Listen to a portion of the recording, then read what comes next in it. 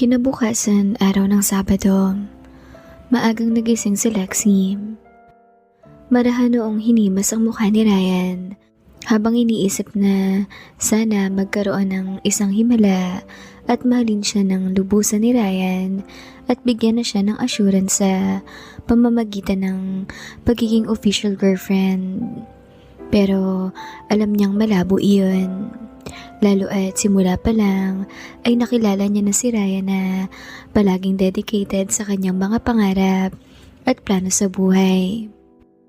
Hindi katagalan ay bumabaw na ang tulog ni Ryan at napamulat na siya ng mata. Nakita niyang nakatitig sa kanya at nakangiti si Lexie. Dinampian niya na iyon sa noo, pero noong gumanti ang dalaga ay sa labi na. Kaya nauwi na sila sa mataas na level na pagkakaabalahan. Noong makatapos ay sabi ni Ryan, Tara, maglakad na muna tayo sa tabing dagat bago tayo mag-almusal. Sige. Pero maliligo muna ako kahit mabilisan lang. Wika pa ng dalaga at agad nang bumangon. Habang nagbibihis si Lexie ay naligo na rin si Ryan ng mabilisan. Tsaka na sila lumabas.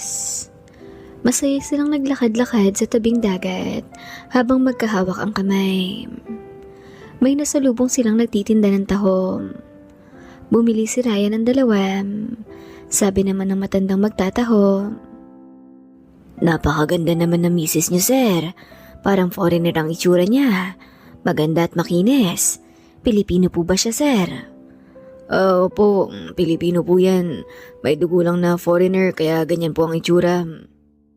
Napangiti naman si Lexie habang naroon sa unahan at nakatanaw sa dagat at naririnig niya ang pinag-uusapan nila ni Ryan at noong magtataho. Pagkalapit ni Ryan, sabi ni Lexie, ang sarap palang pakinggan kapag sinasabi ng ibang tao na asawa mo ako. Tapos hindi mo ako itinatanggi.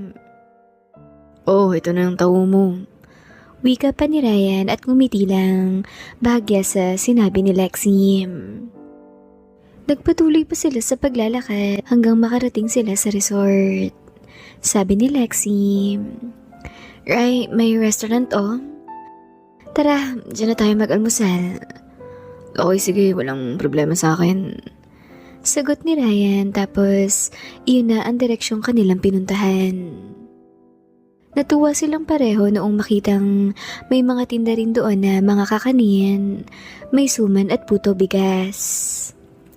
Ray, gusto mo niyan pareho? Okay, sige. Pero upo muna tayo sa loob. I-order na lang natin yan. Pagkarating sa harapan ng counter ay umorder sila ng silog na bangus. Tapos hot choco at tig-dalawa noong puto bigas at bibingka. Masayang kumain ang dalawa at na-enjoy ang mga pagkain sa kanilang kinainan. Noong makatapos ay muli silang naglakad-lakad at pagsapit lang ng alas 9 ay bumalik na sila sa kanilang unit. Nagpalit ng damit, panligo, tsaka na naligo hanggang alas 11. Sa buong 2 araw ng kanilang bakasyon ay wala na silang ibang ginawa kundi ang kumain, maligo, maglakad-lakad sa tabing dagat at pagsaluhan ng isa't isa. Pagsapit ng araw ng linggo ay nag-check out na sila pagkatapos ng tanghalian. Si Ryan na ulit ang nagmanehom hanggang sa makarating sa bahay. Lexie, salamat sa pag-invite mo sa akin na mag-beach ah. Nako, baliktad yata Ryan. Ako ang dapat nagpapasalamat sa'yo dahil binigyan mo ako ng oras na makasama ka kahit pa busy ka na ngayon dahil nariyan ang pamilya mo. Wala yun, basta kaya naman maisingit sa schedule ay walang problema sa akin. Thanks Ryan. Sagot pa ni Lexie tapos bumaba na si Ryan ng sasakyan ng dalaga. Agad na ring umalis si Lexie para umuwi na sa kondo na tinitira nito. Dahil sa medyo maaga pa naman, kaya naisipan ni Ryan na magtuloy na muna sa bahay ng kanyang mga magulang. Dumaan muna siya sa paborito niyang restaurant na may tindang masarap na pares. Gusto niyang bumili noong pares, sisig at orange butter chicken para matikman naman iyon ng pamilya niya. Pagkarating sa may gate ay nakita niyang bukas iyon. Tapos naroon sa may bungad na nakaupo ang kanyang nanay na si Aling Saram. Nay, bakit kayo nariyan sa gate? Nag-aabang ako anak sa pagbalik nila tatay at ng kapatid mo. Nag-practice din kasi si tatay mo at nag-drive ng e-bike. Kaya ayun, kasama sina Gina at Warren. Iikot raw sila hanggang doon sa may eskwelahan. Ganun po ba? Sige po pala, Nay, ipapasok ko na po tong sasakyan. May sinaing na po ba kayo? Wala pa anak. Bakit? Dito ka ba maghahaponan? Opo, sana. May dala po akong masasarap na ulam kaya pakidamihan na lang po ang sinaing dahil siguradong pare-pareho tayong mapapalaban sa kainan. Ganun ba anak? Excited na tuloy ako. Sagot pa ni Aling Sara at agad nang binuksan ang malaking gate. Noong maiparada ni Ryan ang sasakyan, ay inilabas niya na muna ang mga pagkain at inabot sa inam. Tamang-tama pala anak, mag-aalas 6 na rin naman, magsasaing na ako. Abangan mo na lang sina tatay mo rito ha, para ikaw nang magbukas ng gate ng malaki para maipasok na ang e-bike. Opo, Nay. Sagot pa ni Ryan tapos iniwan na siya ni Aling Sara para magsaing na. Makalipas ang 15 minutes ay nakita niyang paparating na ang kanyang tatay at mga kapatid. Kaya agad niya na binuksan ang malaking gate. Noong makababa ang mga kapatid ay agad naman iyong yumakap sa kanya.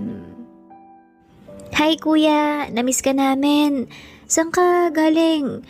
Bakit ngayon ka lang nagpakita rito ulit? Di nagpahinga muna ng ilang araw. Kumusta nga pala yung first day niyo sa eskwelahan? Ayos naman po kuya, nakikinig lang ako.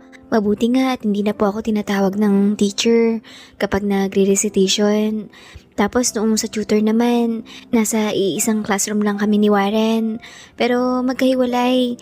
Tapos mababait rin sina Teacher Sheena at Teacher Ivy. Kaso noong matapos kami mag-tutor puro tungkol sa'yo ang tanong nila. Gusto kaya yata nilang maging kaibigan kuya Ganun ba? Magdadala ako ng pangmerienda pero huwag niyo munang sabihin sa kanila. Hindi ko pa naman kasi alam kung kailan. Okay po kuya. Tapos pumasok na ang mga kapatid niya sa loob ng bahay para uminom ng tubig. Sabi naman ni Ryan sa kanyang ama na kalalapit lang dahil doon pa sa may gilid ipinarada ang e-bike. Tay, ano pong masasabi mo sa trabaho mo ngayon? Aba, syempre, ayos na ayos anak.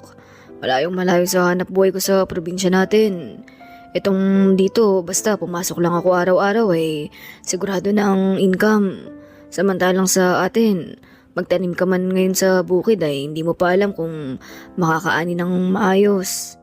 At kapag sa dagat naman, kahit magdamag pang manatili sa dagat, walang kasiguraduhan na kikita ng pera.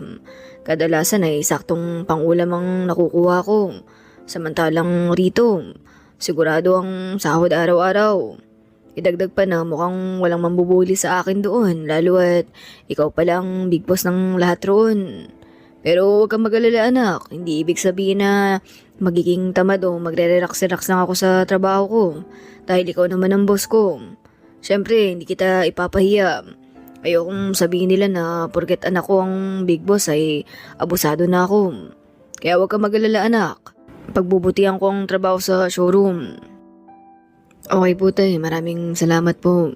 Pero huwag po kayong masyadong pabibo sa trabaho Huwag niyo pong akuin lahat ng trabaho.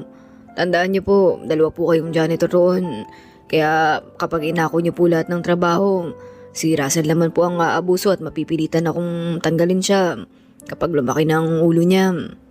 Alam niyo po ba tay na dapat simula pa lang tatanggalin na yun ni Manager Lexi. Ako lang po ang pumigil dahil naawa ko. Nangako rin naman po si Russell na magbabago na siya at pagbubutihan na rin ang trabaho sa showroom. Kaya hayaan nyo na rin siya na gawin ang trabaho niya. Huwag niyo po siyang lamangan sa trabaho kahit pa maaga kang pumapasok. Halimbawa, maaga kang natapos sa trabaho mo dahil maaga kang pumasok. Huwag mong gawin ang trabaho niya. Magpahinga ka, tumambay po sa may kubo. Walang sasaway po sa'yo ron. Basta tapos na po ang trabaho mo kahit pa si Manager Lexi. Talaga anak, pwede yun na tumambay na lang ako roon kapag tapos ng trabaho ko. Opo tay, pwede yun. Kesa naman mapilitan akong tanggalin si Russell dahil naging tamad na dahil sa kakasalo niyo po ng trabaho niya. Okay, sige anak, gagawin ko yan.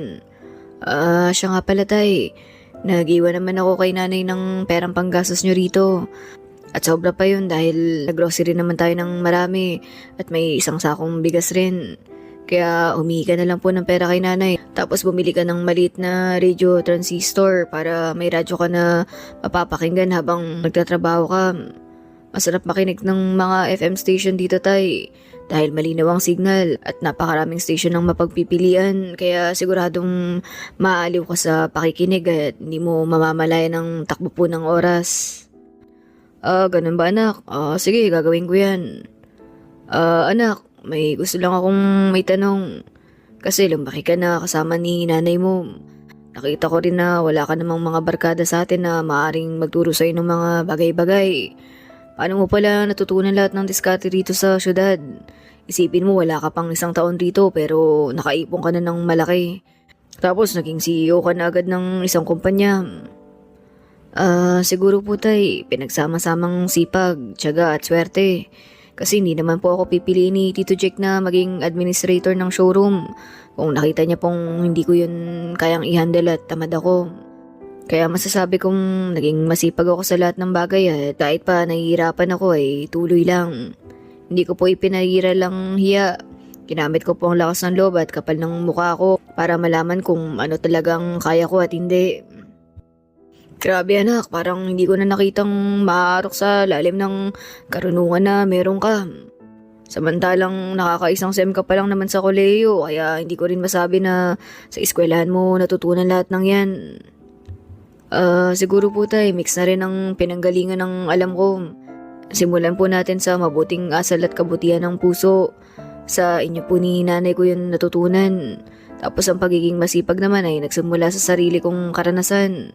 Kung gaano tayo kahirap sa probinsya. At gaano kabigat ang trabaho ko ron dahil kargador. Tapos yung talino naman ay galing sa mga big boss na nakakausap ko. Kay Tito Jake, kay Tita Roxy at sa dalawang dating big boss na sina Troy at Sir Briggs. Marami akong nakita sa kanila na kinapulutan ko po ng aral. Tapos sa mga professor ko sa eskwelahan at mga tutor instructors ko. Marami silang sinasabi sa akin na hindi lang sa negosyo magagamit, pati na rin po sa pang-araw-araw na diskarte sa buhay. Galing mo talaga anak. Ang nangyari pala ay parang lahat ng nakasalumuha mong tao ay inoobserbahan mo. Kinopya mo ang mabuti tapos iniwasan mo ang masamang mga bagay na nakikita mo sa kanila. Tama po tay, ganun nga po. Sagot pa ni Ryan na seryosong nakaharap sa kanyang ama.